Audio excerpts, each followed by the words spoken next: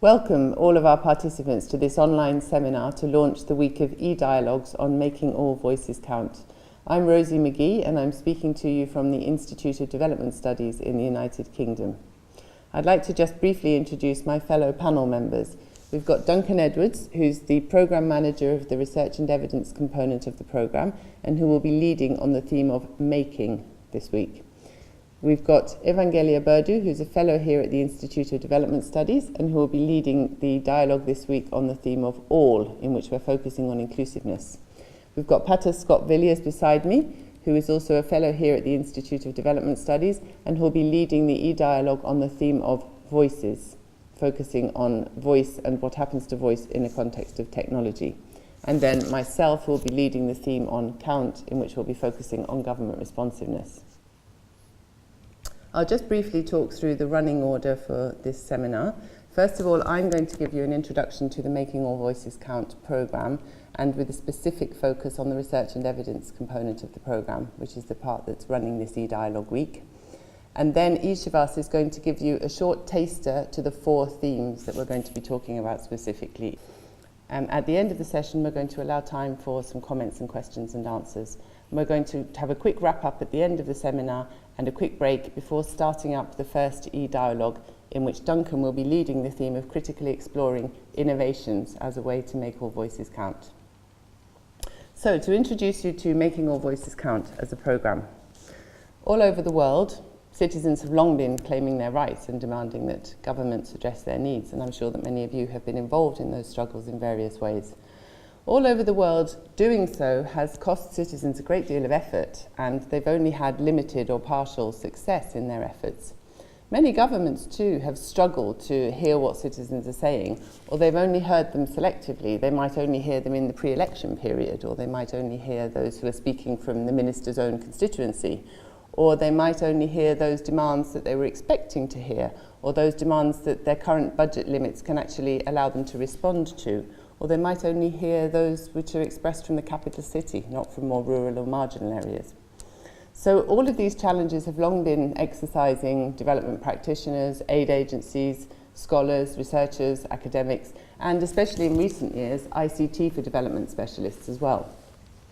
Some of us have framed these difficulties mainly as technical problems, as a problem of public management, and so responded to them with technical fixes. So to give you an example, to the technical problem that governments have been too centralised to hear from their regions well, the prescribed solution has been the need to decentralise public administration. So we've had 3 decades of experimentation of varied degrees of success with decentralisation programmes. To the technical problem that citizens might need more information about their rights to be able to claim them properly, many have come up with the prescribed solution of providing citizens with more information. To the technical problem of governments lacking funds to respond to citizens' needs, especially in some governments of the global south, the prescribed solution has been aid, and billions of dollars have been poured into southern economies and social sectors, as well as much domestic tax revenue to try to up the finances for responding to these problems. To the technical problem of weak capacity in the public sector, the prescribed solution has been massive public sector reform and capacity strengthening for public sectors all over the world. Others of us have framed the difficulty more in political terms, more as a political problem, a problem of governance, and we've come up with more political responses. We might perceive the problem as being weak citizen voice because of weak organisation. So we might have responded to it with funding and support for civil society organisations so as to strengthen the demand side of accountable, responsive governance. We might perceive the problem as insufficient political competition in some countries, maybe particularly nascent democracies, so that the ruling party doesn't get kept on its toes as political competition should. And in that case, a perceived solution is to coax governments to move towards more multi-party democracy. So whatever your or my analysis, whatever combination of the political or technical explanations you might work with, there have certainly been vast efforts expended on this problem over decades by development practitioners, aid agencies, researchers, thinkers, and ICT for D specialists, perhaps more recently. And I'd say there's now a fairly broad consensus among all of these diverse actors coming at this from their diverse points of view on several barriers which hamper the relationships between citizens and governments and that explain fairly low levels of government responsiveness in many countries. Just to summarise these, firstly, citizens are understood to lack meaningful opportunities to engage with governments and also to lack incentives to do so. They might need better access to tools and know-how. They might not have the necessary incentives to make the effort that it takes, perhaps due to a sense of distrust or lack of reliable information.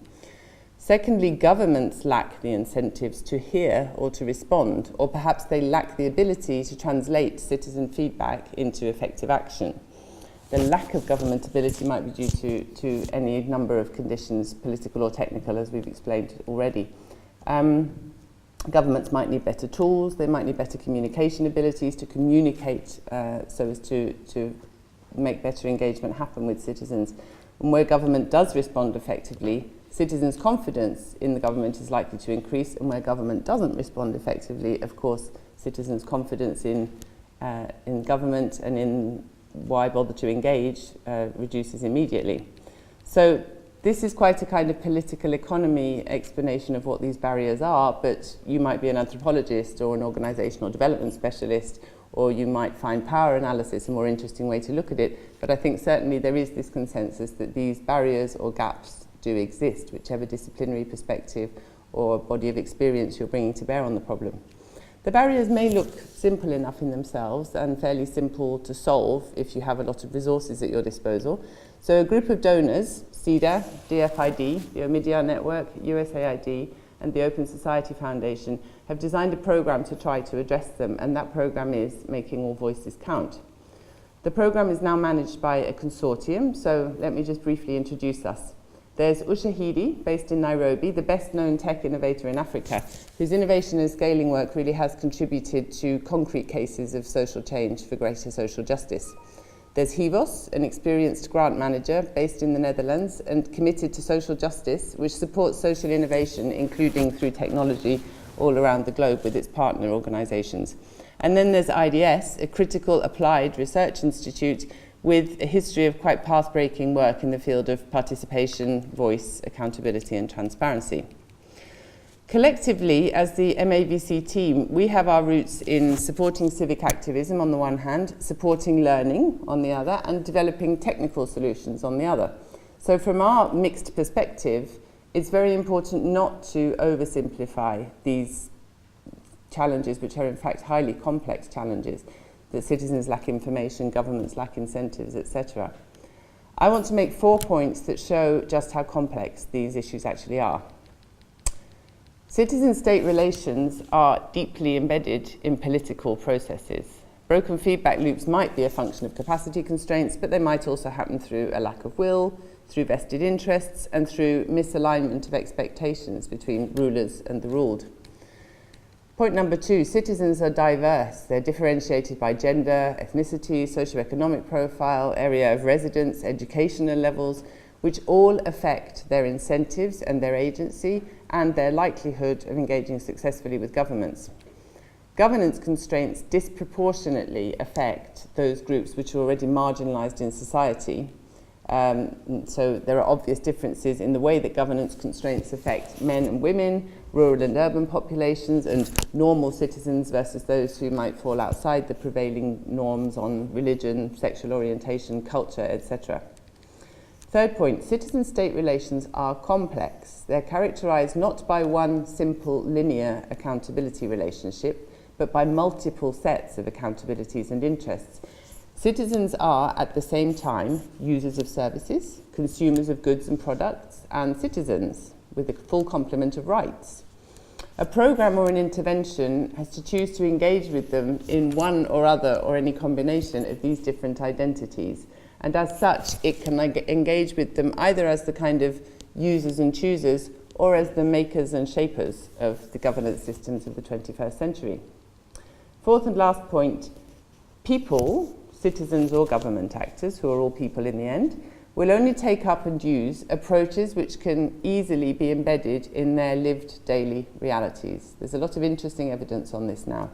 So with regard to mobile and web-based innovations, this observation really does point to the importance of the non-technical determinants of innovation impact or of the impact of technological initiatives, and the importance of connecting solutions and feedback mechanisms to perceived problems and conversations that have the potential to really engage in normal aspects of people's life worlds and therefore bring people on board to use them and to benefit from them. In this programme, we're trying to address these deep, complex challenges in a range of ways. And I'd like to show just this visual representation of the Making All Voices Count programme. So we have the innovation component down here on the left-hand side, which is managed by Ushahidi from Nairobi, where we're supporting cases of interesting innovations which might or might not later progress to being supported by the scaling component of the programme, which helps interesting innovations that have proven the concept to scale up. Now, those two components have funding available, but they also are going to be contributing to and fostering a range of learning processes, reflection on experience, and trying to really feed thinking in these areas, as well as just issuing grants. We then have the green component on the diagram, the research and evidence component, which is managed from here, from IDS, where we're trying to actively harvest the insights from the innovation and scaling sides of the programme, and use those to build knowledge, to circulate knowledge, to really build an evidence base for this field, as well as fostering a range of interesting learning opportunities for all of the very different and diverse and diversely located actors who are working on these challenges that I've been talking about. And the whole of the programme is encased in this catalysing global action component, which is the gel that holds it all together and that really does create a lot of interfaces for public engagement with a number of actors outside of the immediate stakeholder group of the programme, whose behaviour or attitudes or practice or thinking we're hoping to influence with our various outputs. So to now go back to talking a little through the research and evidence component, which is the component that we're responsible for leading here at IDS. The objectives of the research and evidence component are to facilitate learning for improving performance and practice in the field of transparency and accountability and tech for transparency and accountability, and to build an evidence base and to help build theory in the general field of voice and accountability, and specifically to inform the more incipient fields of tech for transparency and accountability and open government. The research and evidence component has three main stakeholder groups. One is practitioners, and I know there are a lot of you out there joining us for this seminar.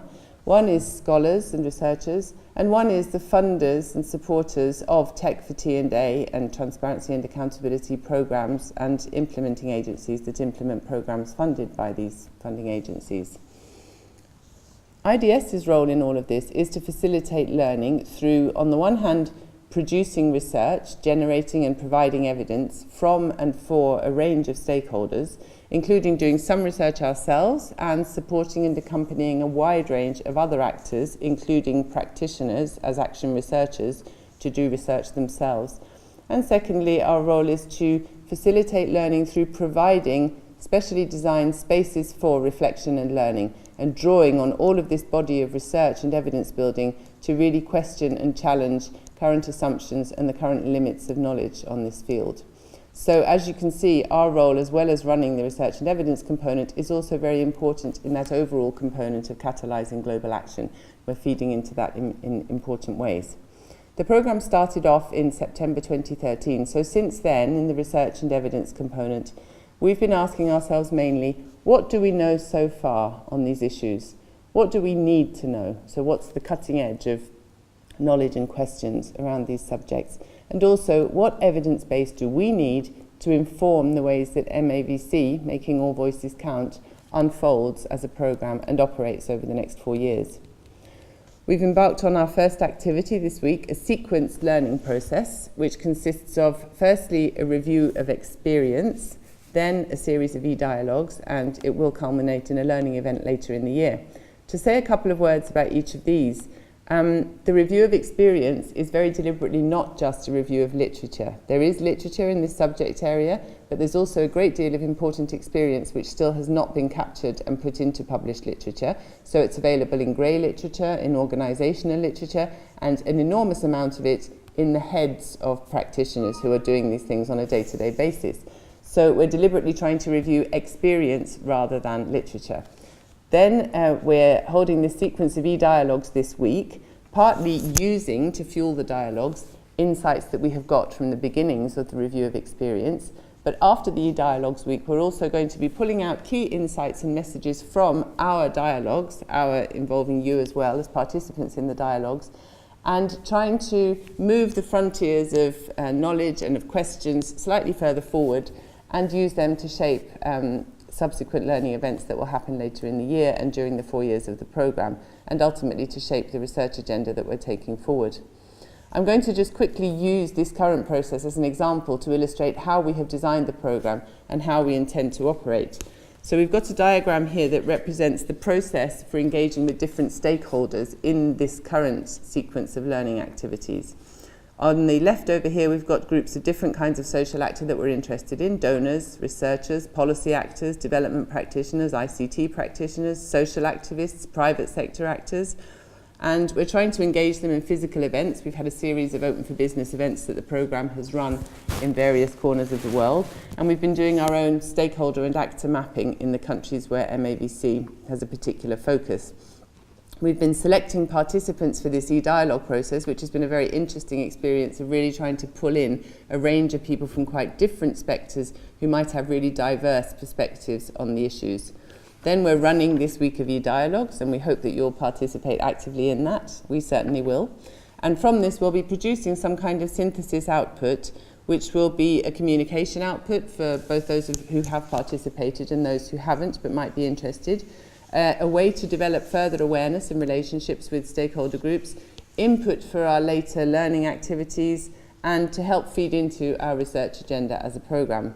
So from this, we hope this will be a collective process of learning from the process by all of these different actors involved. And the review of experience, which is shown on the diagram as running across the bottom of all of this, we see as a kind of ongoing, rolling, iterative process, very much dialectic between the thought and the published material which has gone in at one end of the review of experience, and the dialogues with practitioners, which we really hope to get going this week. I'm going to hand over to my colleague Duncan Edwards now as Research and Evidence Programme Manager, and he's going to explain a bit more about how we're going to run the sequence of e-dialogues this week under the heading of Making All Voices Count. Okay, so we are making all voices count. And in this e-dialogue, we have structured the discussion around the title of the programme. So throughout the week, we'll be exploring these different dimensions. So within making, we'll be looking at understanding the conditions for fostering the right kind of innovation to make all voices count. And all, the aim of inclusiveness in transparency and accountability work. And voices, the expression of citizen engagement with the state or corporate actors on issues related to transparency and accountability. Count, government responsiveness to citizens' exercise of voice. So the format of the week is the e-discussion element of this, which will be happening on eldest communities, will kick off at 12:30 today. That would run for just under 24 hours till 12 o'clock on Tuesday. At 12 on Tuesday, we'll then be handing over to the all theme that Evangelia will be leading. And then that will follow on the Wednesday with the voices, then followed by count. And then on Friday, we'll have a wrap-up webinar to kind of reflect on the key issues to emerge and any reflections across the piece. Following this e-dialogue, we will be then developing a synthesis product which we'll then make available. Okay, so the first theme in this week of e-dialogues comes from the making part of the programme's title. We've chosen to focus attention on a major strategy the Making All Voices Count programme uses to try to make all voices count. That's support for innovation. We hope that the dialogue will deepen all our understandings about the conditions for fostering the right kind of innovation to make all voices count. And I wanted to raise two sets of issues that I hope will get the discussions going. First of all, looking at unusual suspects. In the programme, we want our support to innovation to extend to unusual suspects. And it's an often repeated phrase that we all use, but who are they? And how do we identify them? Are they actually people who are living and working to overcome the challenges of governance that we've talked about, rather than those who we'd identify as innovators or who'd identify themselves as innovators?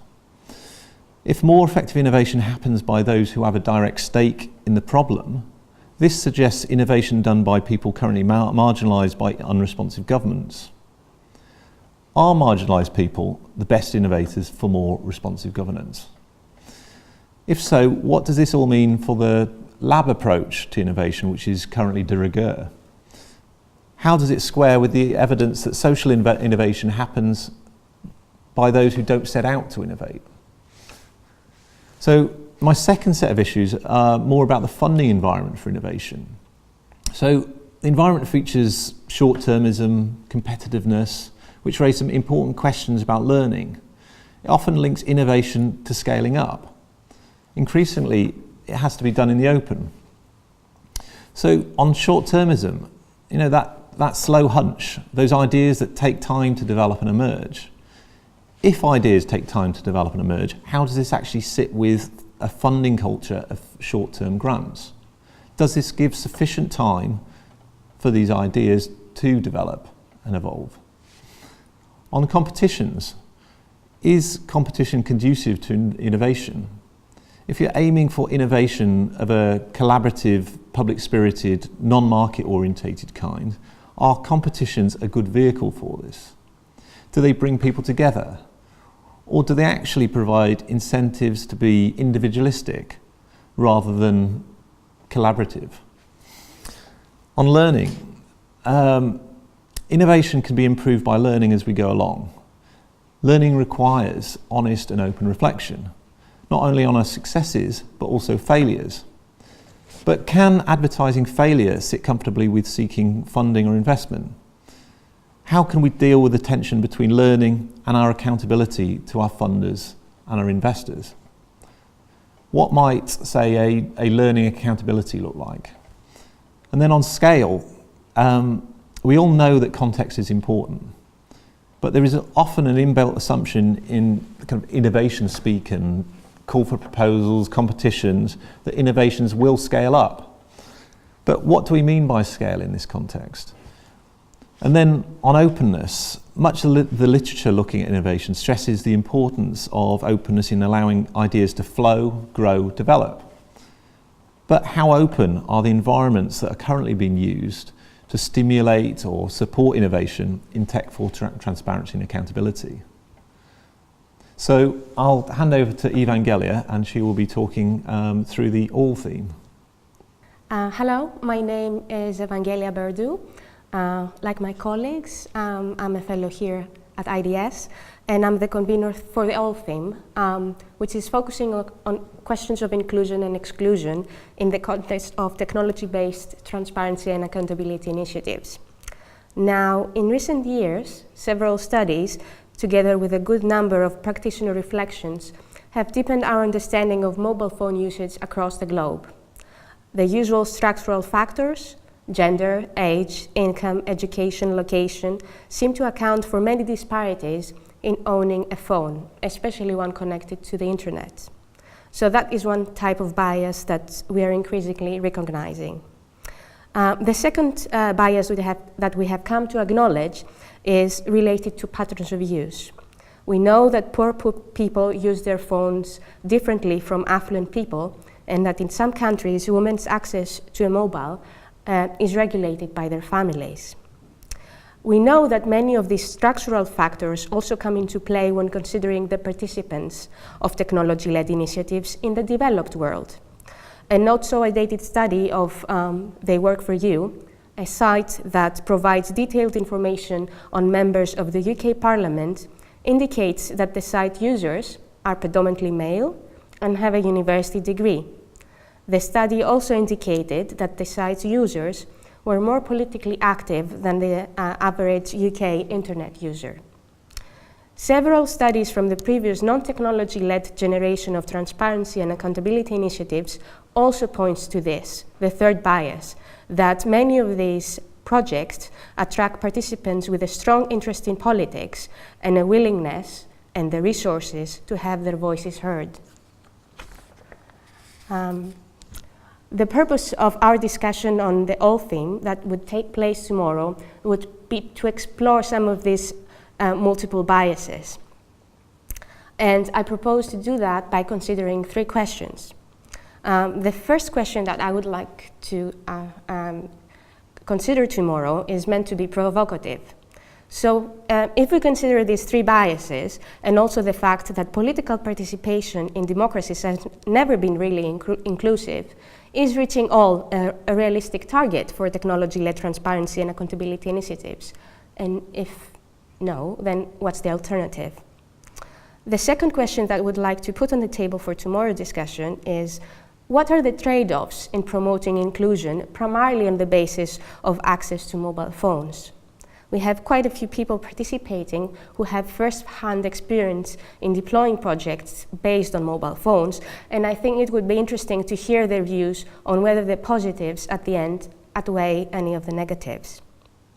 The third question that I propose takes a broader perspective on the issue and asks, are the demands for fast-paced innovation incompatible with the requirements of thoughtful long-term engagement within a particular community in a particular context?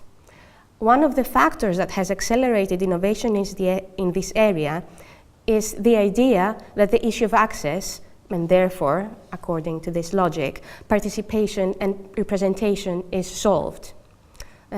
This goes against every lesson we have learned about what it takes to create successful development interventions.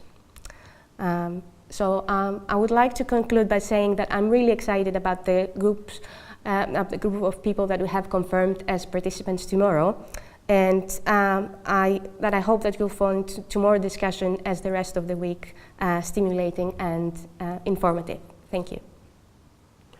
Hi, I'm Patta-Villiers, and I'm going to give a few ideas on the question of voice. One of my favourite definitions of voice is that which I think is useful for this dialogue, is voice as powerful speech. It comes from work done by Anne-Marie Gertz and Celestine Musembi on women's empowerment. And what they say is that powerful speech is acts and arguments that influence public decisions. And I like this because it points out that the voice we're interested in has a sense of direction. And it also makes clear that while voice can be spoken word, it can be text, it can also be other forms. It might be graffiti, or the clothes people wear, or riots, or the way websites are designed. So the different ways that voice is performed affect what it actually means and who hears it. It even affects whether or not what is being said is considered voice at all. And people perform in different ways, and they perform in ways that have power, and they will tend to use ways that are familiar to them, maybe something that they've practiced, and they perform in ways that they want to, not always in ways that we expect. And that's a message perhaps for people who want to help to promote voice. The idea of voice as powerful speech also reminds us that if voice is going to be heard, it's got to create a reaction. Now, some people and some groups are not heard, or if they are, what they're saying is misinterpreted, and that can be disappointing to them in terms of public influence, or it can be even worse, they can get into trouble. Some people get exactly what they want. Certain voices, I think, fail because they're not considered legitimate by authorities, and it's those authorities that define what can be said in public affairs. They will only accept certain kinds of expression, and they will only hear certain suggestions. So that's the sort of second side of voice, that voice and the listener are very much linked together. And then the third thing to say, perhaps, is that between the one who speaks and the one who listens are these people called mediators, or these technologies which are mediators. When something is being said, it's already modified by what the person thinks is going to be the way it will be received. And it's almost always already being orchestrated by someone, by friends, by organisers, by media. And it gets picked up and relayed by technologies and by people in this endless stream. And so it joins in with conversation, it competes with other voices, and it contradicts other voices. So one voice becomes many. And that's another thing that I think it's important to think about when thinking about voice as a means of people being able to speak to public officials. Then the last thing I wanted to say was about mediation. Some technology-linked efforts to intervene in and mediate voice, like community media or ICTs, have fallen flat. And it may be that they're not always taking into account these sort of complexities of voice. Maybe there's too much predefining of what people might want to say, or the platforms that they might want and need to speak on. Maybe there's too little appreciation of the invisible rules of what's legitimate and what's not, and who's legitimate, and what accents, what languages, and so on. So I'm really interested in what today's situation means for all of this. The new technologies we're using today to communicate are making a huge difference to how powerful speech is performed, how it's heard, and how it's mediated. And I'm especially interested in how individual voice and a multiplicity of voices, how they work together to make speech powerful. Thank you, Patta. So what is it to make a voice count? The way that we're understanding it for the purpose of these e-dialogues is that making voices count means getting government responsiveness, response to citizens' exercise of voice.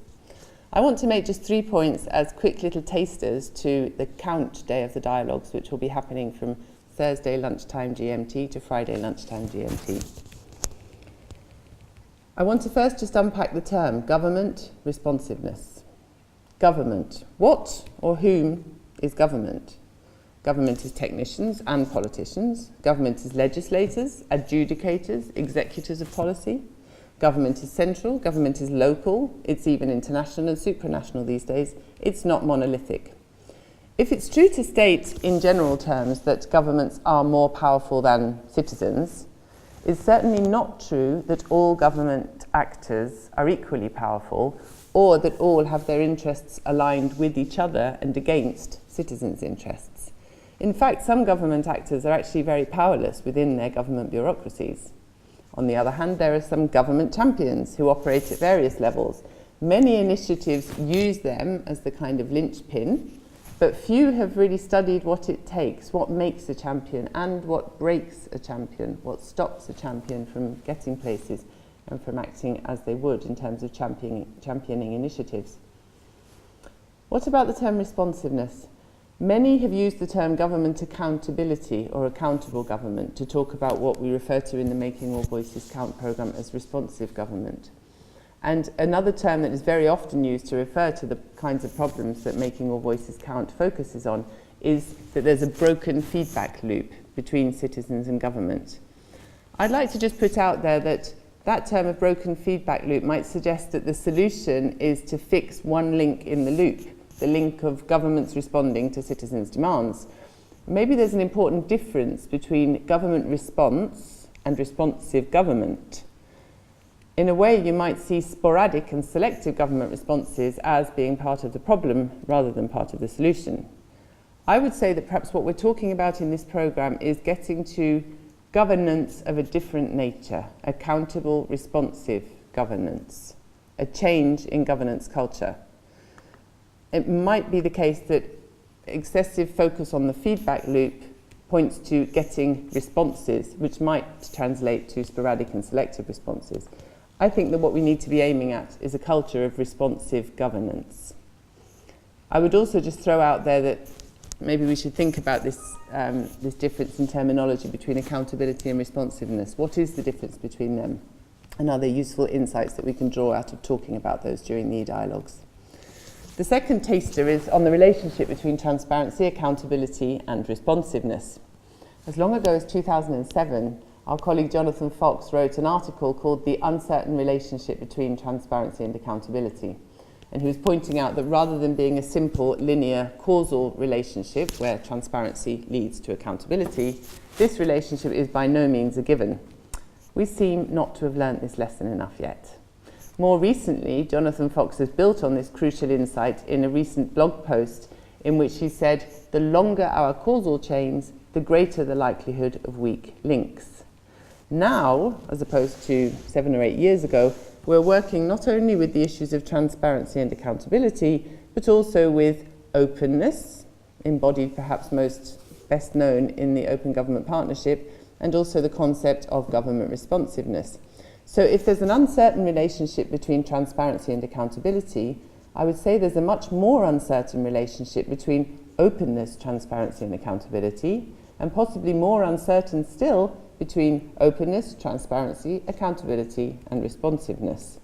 If a whole lot needs to be done to convert transparency into accountability, I'd say more still is needed to convert these into a new responsive model of governance. My third and last point is on the current state of knowledge about government responsiveness. What insights exist already? What do we still need to know? What gaps remain?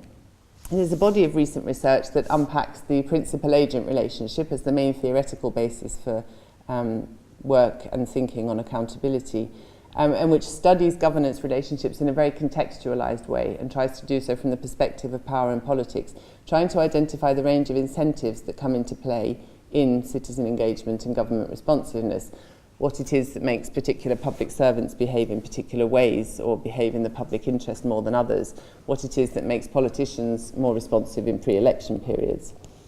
Various analytical tools, various disciplinary perspectives have been applied, and in particular political economy analysis has been quite dominant recently, and also the disciplinary perspective of citizenship studies, looking at the demand side of all of these issues and looking at the interface between citizens and government. An interest of mine in all of this is power analysis. What happens if we cast these problems as inherently political problems to do with struggles around power, and if we take a power analysis approach and apply power concepts and power analysis tools to trying to understand them? And I really look forward to trying to talk through that one with some of you this week. So before closing, I want to thank my fellow panel members here. Thank you, Duncan Edwards, as the theme leader for the Making theme on innovations, which starts off today. Thank you, Evangelia, as the theme leader for the All theme to do with inclusiveness, which starts off tomorrow. Thank you, Patta Scott-Villiers, as the theme leader for the Voices theme, which starts off on Wednesday and runs until Thursday. And for now, goodbye from myself as the theme leader from the Count theme that will be focusing on government responsiveness between Thursday and Friday.